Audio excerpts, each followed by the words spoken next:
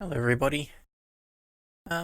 Last week or two I've been working a lot on my 3D printer trying to get it to be more consistent. I have an old Ender 2 that I was given, had lots of problems with it, but over the last few months I guess I've been tuning and tweaking and finally got it printing pretty good. But after doing some work and discovering the heated bed was not actually getting up to temperature, I did some diagnostics and found that the temperature sensor on mine is either old or worn out or whatever, but needed some calibration.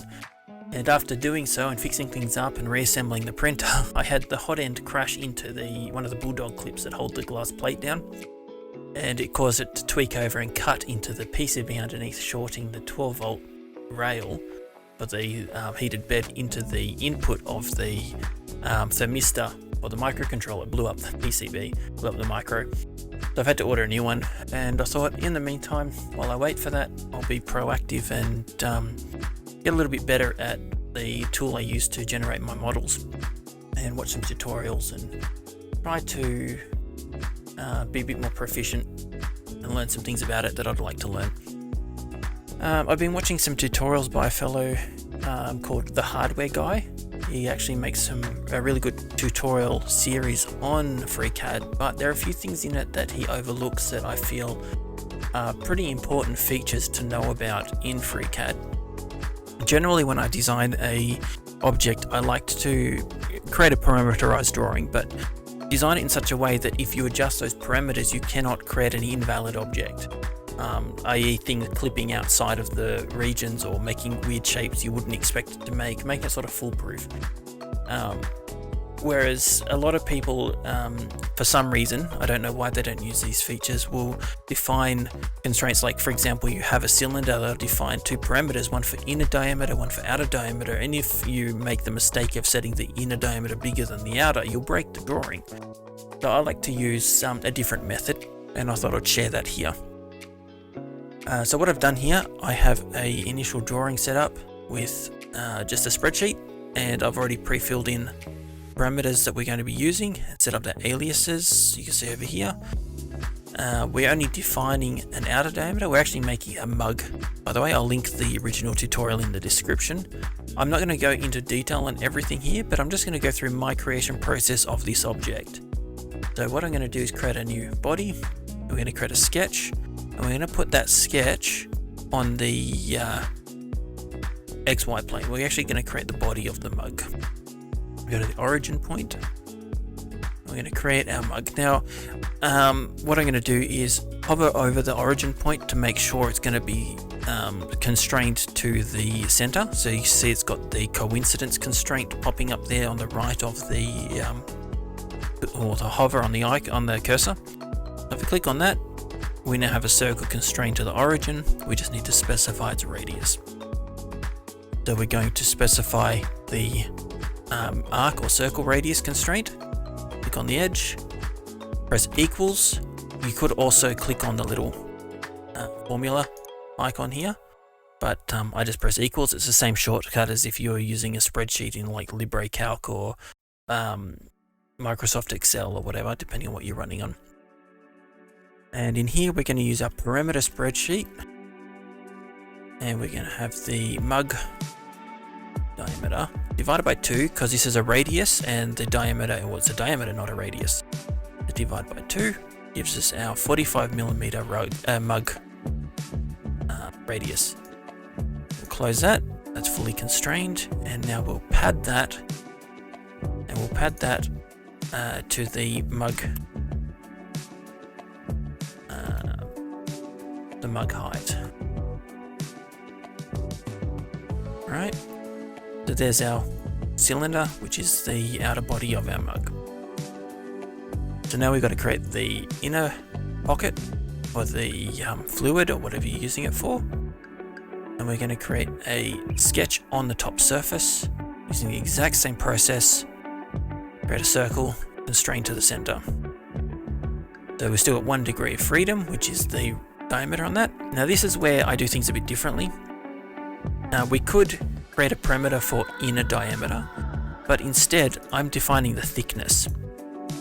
So what I'll do to use the thickness is we'll use a feature here called It's an anchor, I think it's called an anchor, but it's create an edge linked to an external geometry. So if we click on that, we can now select the outer circle of our other shape. You can actually select any point on this object, but we want to link to the top edge of that. And now we can reference that in our current sketch. So now what we can do is we want to define a distance from the outer edge of this pocket, this circle, to the outer edge of the mug of the thickness. The best way I've found to do that is to create 2 points, so just general points, that are locked to the edge of the objects. You can see we can actually do that for the edge of the mug now too. And then define a distance between them. So we can do that, and then select our distance. And we're going to make this our spreadsheet, our parameters on the spreadsheet for our mug thickness. I apologize when this goes off screen. The window manager I'm using does some weird things sometimes. Mug thickness, which is 8. Now the problem with this still is we're not fully constrained yet because these points can move anywhere, and you can see that that affects the actual diameter. The solution to that is very simple. We just select them and our origin, and verticals constrain them. So they're all vertical, and that means this is guaranteed to be an 8mm thickness all the way around. Close that. Add that up to the bottom of our mug, but that creates a hole all the way through, so we need to negative offset that. So we're going to again press equals, and we'll go parameters, mug thickness, but when that's got to be a negative, so -8 it's going to be, and there we go. So now it doesn't matter what we set our thickness to or our outer diameter to, it's always going to be a valid shape. Whereas if we set the inner diameter as a direct parameter for the radius of that, we could make the inner pocket bigger than the outer radius, which would break the drawing. Next step is to put our handle on the mug. So what we're going to do is create a datum plane. We're going to turn on our origin, and our datum plane is going to reference the YZ plane. If we can click on that, there we go. Now the original tutorial offsets this, just make this a bit easy to see. It offsets the Z direction using the radius of our mug, or the diameter of a mug divided by 2, and then he does a -2. He does exactly this. Parameters mug diameter divided by 2 minus 2. That's what he's doing there. The problem is, if the parameter for our handle, like the idea of this, first is to ensure that our handle actually is inside the body of the main object fully. Otherwise it might clip out the edge. The issue with that -2 on here is that that's a fixed number, that if you were to later increase the size of your handle, that -2 won't be enough, and it may clip outside the edge here, and you'd have to go and figure out what's going on. It can get confusing. So instead of that, we're actually going to do negative parameters mug handle thickness divided by 2. All right. Is it handle thickness? No, handle diameter divided by 2. Okay, you see that actually moved in because my handle diameter is 10mm. If we were to change that to say 5mm, you see our datum point has moved out to further from the edge, allowing us to ensure that our handle is always going to stay constrained. The only time it wouldn't is if our diameter was something crazy, like, I don't know, 30. Oops, don't do that. 30. We'll have a look over here. You'll see now we're inside, and our handle would actually clip through. But that's one, you could probably find a way to solve that so you couldn't break the drawing, but that's not a big deal, this one, for this object. So we're going to say 10. Now we've got that plane. We're also going to create a sketch on the XZ plane. We need to create the path our handle's going to take. Because to create a handle, we're going to use sweep along a path. So we'll select the plane, create a sketch, And then what we're going to do is create our half circle. For the moment, I'm going to hide the object. Now, what the tutorial does, on the Hardware Guy's tutorial, is he creates a constraint of the distance from the origin, from here to here, using the spreadsheet and using parameters. And then he does it again for this point, and he does it again for this point. Now, there's no need to do that. What we can do instead is just use, again, our reference, external geometry, use our datum, and then all three of these we can anchor to that guy. Right, so now they're all constrained to a point on that line. I've done that wrong, hold on, sorry. It should be, because they're now mucking with each other.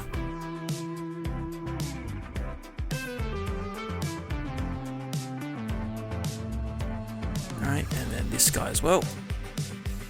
There we go. So no formulas, no manual number editing and stuff. We now have this perfectly constrained to that datum. The problem is we can still move it vertically. Solution to that is very simple. We are just going to set this to be horizontal with the origin. So now we have everything constrained except for the handle height. Now he's defining the handle height. Again, if you were to define a height that's taller than the mug, you're going to end up with an invalid object. So instead, we're going to define our offset from the top of the mug. And to do that, we turn this guy on again. Oops, I have made a mistake here, which I didn't tell you about earlier, is the pad here, our original pad, if we go all the way back to our mug, is growing out of the plane. It's growing vertical along the, the z-axis. If we go symmetric to plane, we're now centered on the plane. And that means that we can now go back to our sketch and see that it's now centered on the mug too. We're going to turn back on that, turn that off. We actually have a problem here with the degree of freedom still. Like I said before, we haven't yet set the height. So if we turn back on our pocket, we can then use the anchor, and we can anchor from the top edge of the mug. We'll hide our pocket again. We can tell it that this here is going to be, let me just pull it back on screen again. Offset, handle offset. Right, and now we're fully constrained, and a handle offset now keeps this exactly 12 mil from the top and bottom of the cup because we're centered on the world center. So we can close that. So we don't need to show our origin anymore. We now need to create the shape that's going to follow this path for the handle. So we're going to use the datum plane and create a sketch on that. And again, we're going to anchor. Hold on, let me hide pocket so we can see it. Hold on, we've got to close that. Right, we're going to anchor to the end of this sketch, to the end of that arc. So if we click on this fellow here again, we can click there. Oops. Can be fiddly sometimes to get it. There we go. And now we have a reference point for our circle. Now if you note, I missed that. We've got the wrong constraint there. So I'm going to delete that constraint. Select that. Oops, select. Sometimes click and drag is easier for selecting points. Let me try that again. I keep clicking on the origin axis. So we're going to select that one and select that one. I held shift to do that. And then we'll do a coincidence constraint. So now the only thing left to constrain here is the radius. This is going to be parameters, handle, thickness. Is it thickness? No. No, diameter. Divided by 2. Okay, so now we have the shape we want and the path we want it to follow. So if we click our sweep and tell it the object we want to sweep along is this path here, we now have our handle. So that's it. We now have a fully constrained object that is not using any constant parameters, that is also very hard to specify values that will break it. You still can, but it becomes sort of foolproof, and it makes it much harder to screw up your object. So that's all I wanted to say, and I will thank sorry, I've got to go back and look it up because I'm new to his channel. Yeah, the hardware guy. Should remember, that's pretty easy, but I'd like to thank him for what he's done. His work is very good. These tutorials do take a long time to create, and I'm going to continue going through his tutorials, but these are some little bits of feedback, perhaps for him, but also anyone else that are using his tutorials might find it useful. So thanks for tuning in and watching this. If you're not used to this content on my channel, I'm sorry, it's sort of a mix of everything tech related. Mostly my stuff's, as you know, Looking Glass related. If you don't know what that is, I suggest you have a look. It's specifically related to Linux and virtual machines, but I'm not going to cover any of that here, so you can watch my other videos for that, or keep an eye out for new things. Anyway, thanks for watching, and I'll see you all another time.